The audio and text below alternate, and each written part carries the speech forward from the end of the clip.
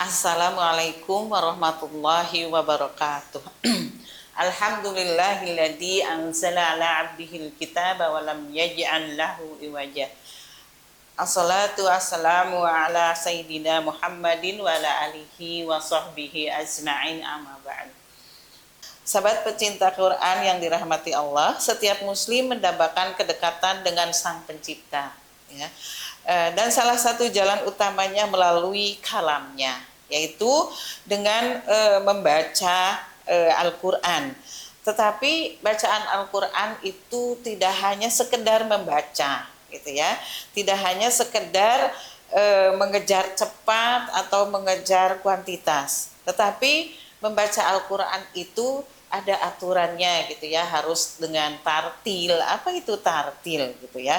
Di dalam surat Al-Muzammil Allah menginstruksikan, gitu ya, warattilil Qur'ana tartila, gitu ya, dan bacalah Al-Quran dengan perlahan, ya, dengan perlahan-lahan, berhati-hati, yaitu tartil itu sendiri. Sahabat Rasulullah Ali bin Abi Thalib menjabarkan bahwa tartil itu adalah tajwidul huruf wa ma'rifatul wuquf, ya, yaitu membaguskan pelafalan huruf. Jadi menempatkan huruf, mengeluarkan huruf pada makhrajnya, pada tempatnya, juga dengan sifat-sifatnya, ya. Sehingga ketika kita mengeluarkan huruf pada makhrajnya, gitu ya, sesuai, gitu ya, jadi tidak akan merubah arti, gitu ya, seperti itu. Jadi makna taktir itu adalah tidak terburu-buru sehingga tidak merubah arti. Kemudian keutamaan dari membaca dengan tartil. Mengapa kita ditekankan untuk membaca dengan tartil? Ya, pertama, mencapai tujuan penurunannya Al-Quran, yaitu mentadaburi, sebagaimana Allah berfirman di dalam surat Shad ayat 29, ya, yang bunyinya a'udzubillahi minasyaitonirrajim, kitabun anzalnahu ilaika mubarakul yaddabaru ayatihi waliyadzakara ulul albab, ya. Kitab Al-Quran yang kami turunkan kepadamu penuh berkah agar mereka menghayati ayat-ayatnya dan agar orang-orang berakal sehat mendapat pelajaran, gitu ya. Jadi ketika kita membacanya sesuai dengan makhrajnya tadi, insya Allah kita bisa menikmati bacaan itu sendiri. Karena tanpa seperti itu, bagaimana mustahil, gitu ya, lisan kita tidak pas dalam pengucapannya, bagaimana kita bisa memaknai arti daripada ayat-ayat itu sendiri. Terus kemudian menentukan, yang kedua adalah menentukan derajat surga, ya, dari keutamaan membaca dengan tartil itu menentukan derajat surga. Dalam sebuah hadis riwayat Tirmidzi, Rasulullah SAW bersabda bahwa para pembaca Al-Quran akan diminta untuk terus membaca dan naik tingkatan surga sesuai dengan bacaan tartilnya di dunia, gitu ya. Kedudukan tertinggi di surga diperuntukkan bagi mereka yang terbiasa membaca dengan tartil dan sempurna, ya. Jadi Masya Allah bahwa orang-orang yang membaca Al-Quran dengan tartil mempunyai kedudukan derajat yang tinggi di surga. Terus kemudian yang ketiga, ketenangan jiwa dan kesehatan mental, ya.